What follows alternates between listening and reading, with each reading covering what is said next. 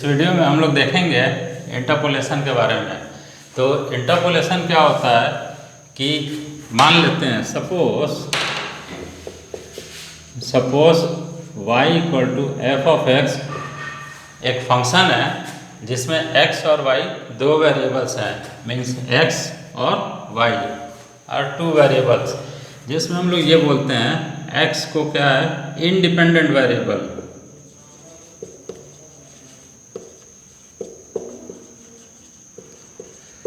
x is independent variable and y is dependent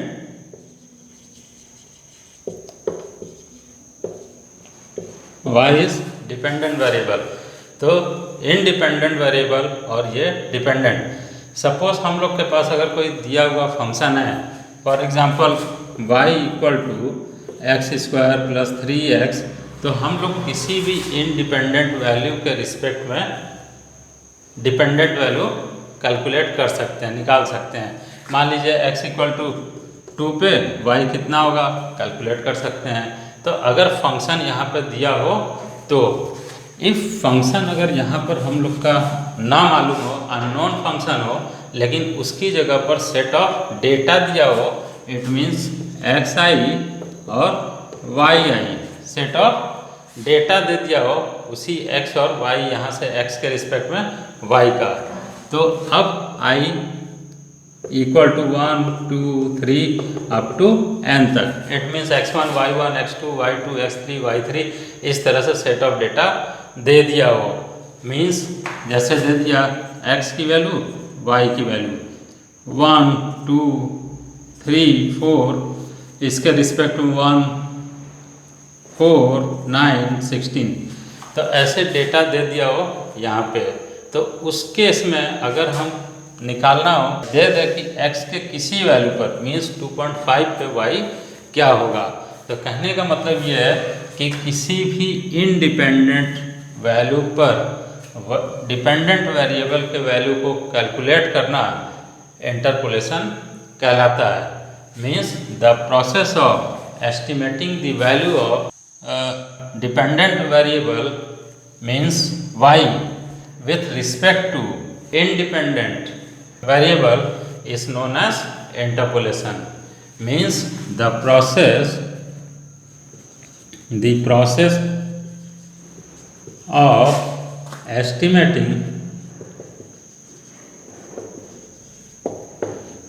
estimating the value of y means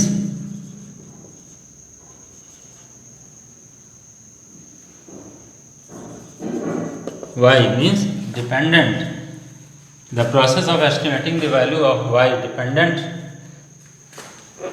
value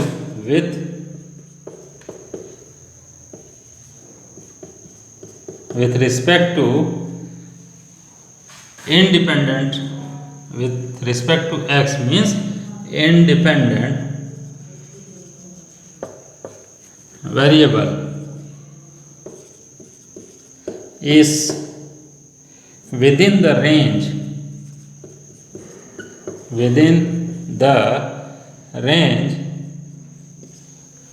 is known as interpolation।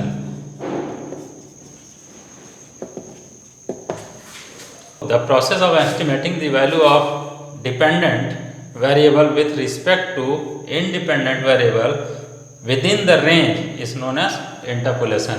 तो कहने का मतलब होता है कि इंटरपोलेशन वो प्रोसेस है जो विद इन द रेंज मतलब 1 2 3 4, अगर 1 से 4 के बीच में किसी भी मिसिंग वैल्यू या किसी भी इंडिपेंडेंट वैल्यू के रिस्पेक्ट में डिपेंडेंट वैल्यू निकालना इंटरपोलेशन कहलाता है। अगर यहीं पे हम लोग बियॉन्ड द रेंज या आउटसाइड द रेंज, मीन्स 5 पे 6 पे निकालते हैं, तो उसको कहते हैं extrapolation.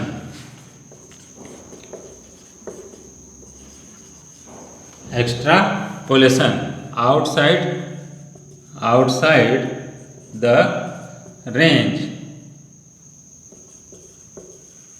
estimating the value outside the range is known as extrapolation, मतलब यहाँ पर 5 पे 6 पे निकालना एक्स्ट्रापोलेशन कहलाता है। तो ये होगा डेफिनेशन इंटरपोलेशन का कि दो रिस्पेक्ट वैल्यू दिया है, अगर इसका फंक्शन दे दिया है तो फंक्शन में तो कभी भी वैल्यू पुट करके इंडिपेंडेंट वैल्यू पुट करके हम डिपेंडेंट निकाल लेते हैं। लेकिन अगर फंक्शन ना मालूम हो तो उसके रिस्पेक्ट में दिया हो डेटा दिया हो तो उसमें हम लोग किसी भी वैल्यू को निकालते हैं, या हम लोग उस फंक्शन को भी इससे कैलकुलेट करते हैं। जैसे कोई फंक्शन हम लोग का इस फॉर्म में हो, इस सेट ऑफ डेटा से y = f(x) के फॉर्म में वो पॉलिनॉमियल इक्वेशन हम लोग निकाल सकते हैं। तो ये है इंटरपोलेशन। अब इसका यूज़ क्या है? तो इसमें यूज़ यही है,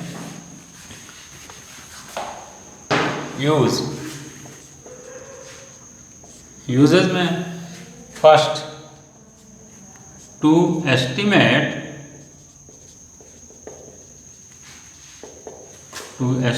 the missing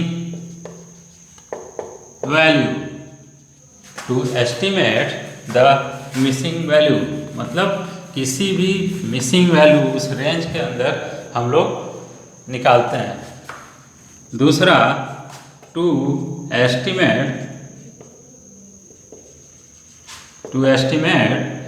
the intermediate value,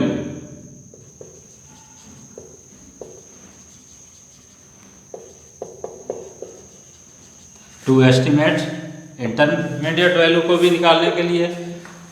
तीसरा है नॉन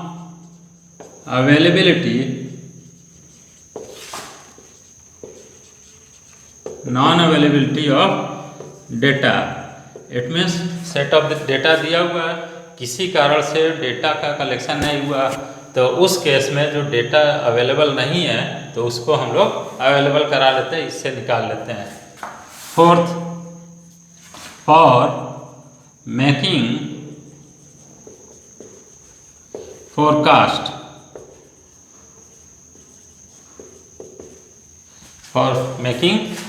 फोरकास्टिंग करते हैं कि अगर 4-5 डेटा है, 10 डेटा है तो नेक्स्ट क्या होगा। जैसे टेम्परेचर के केस में हम लोग देख लें कि 5 दिन 10 दिन का टेम्परेचर क्या है तो नेक्स्ट हम लोग फोरकास्टिंग कर सकते हैं इस डेटा के अकॉर्डिंग। तो अब इसके बाद हम लोग का जो मेथड है किसके ऊपर बेस्ड होगा? The method is based on the following assumption. The method is based on the following assumptions.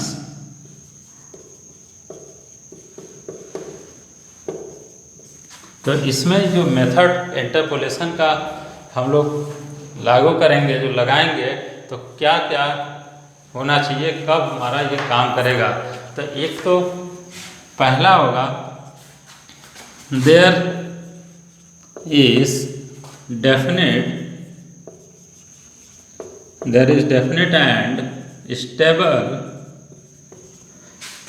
relationship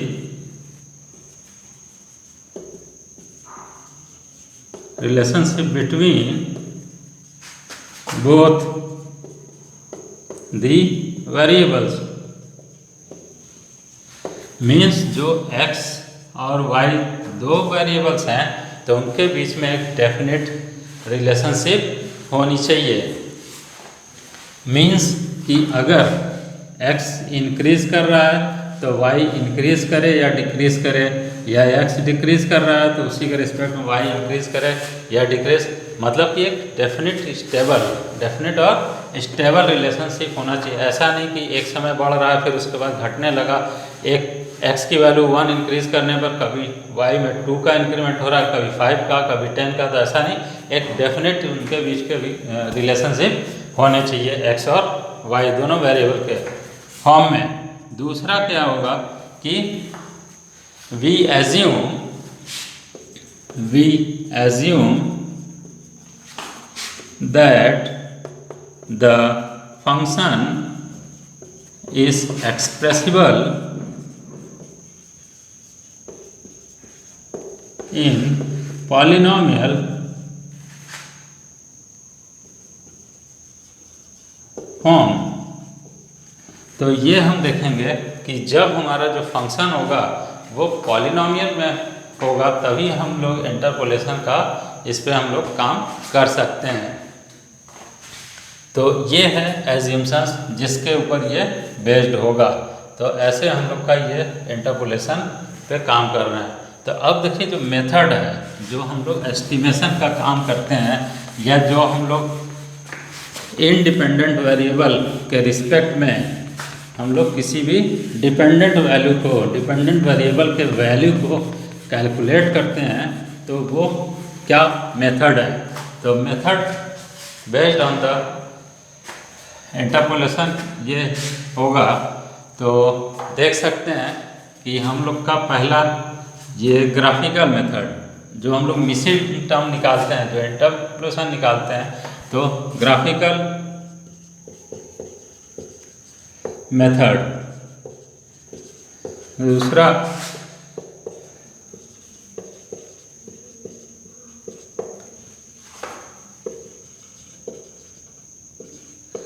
means graphical method और दूसरा अलजेब्राइक मेथड। ग्राफिकल मतलब कि हम लोग मिसिंग टर्म को कोई भी एक्स वाई के चार्ट को ड्रॉ कर लेंगे और देख लेंगे एक्स के रिस्पेक्ट में वाई कहाँ पर कितना वैल्यू होगा। और जो अलजेब्रिक मेथड है वो दो पार्ट में हम लोग कैटेगराइज करते हैं। Method of least square, the method of least square से हम लोग मिसिंग टर्म को निकालते हैं, इंटरपोलेशन का काम करते हैं। दूसरा है method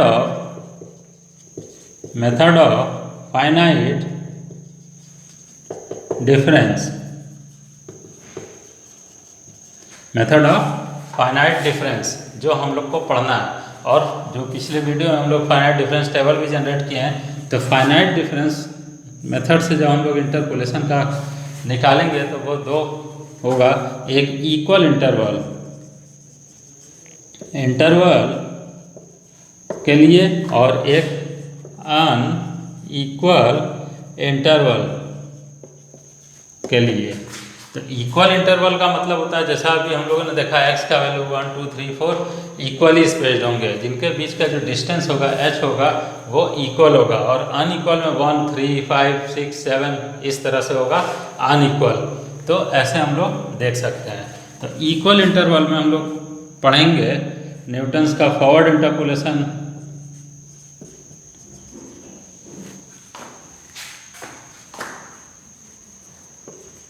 Newton's forward formula, Newton's backward formula, फिर इसी तरह से सेंट्रल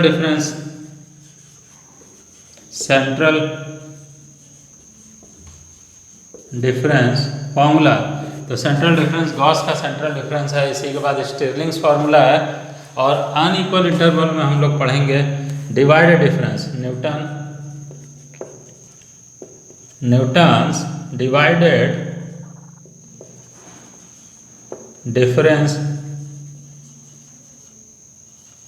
फार्मूला। और दूसरा लैग्रेंज फार्मूला। तो ऐसे ही और बहुत सारे हैं। तो हम लोग फाइनाइट डिफरेंस को इक्वल इंटरवल में ये सारे पढ़ेंगे और unequal Newton's forward formula, Newton's backward formula, central difference Gauss forward central, Gauss backward central, Hermite formula है, स्टिरलिंग्स फार्मूला है, बहुत सारे फार्मूलास हैं। और अनइक्वल इंटरवल के लिए Newton's divided difference formula, interpolation के बारे में लैग्रेंज इंटरपोलेशन फार्मूला। तो इस तरह से हम लोग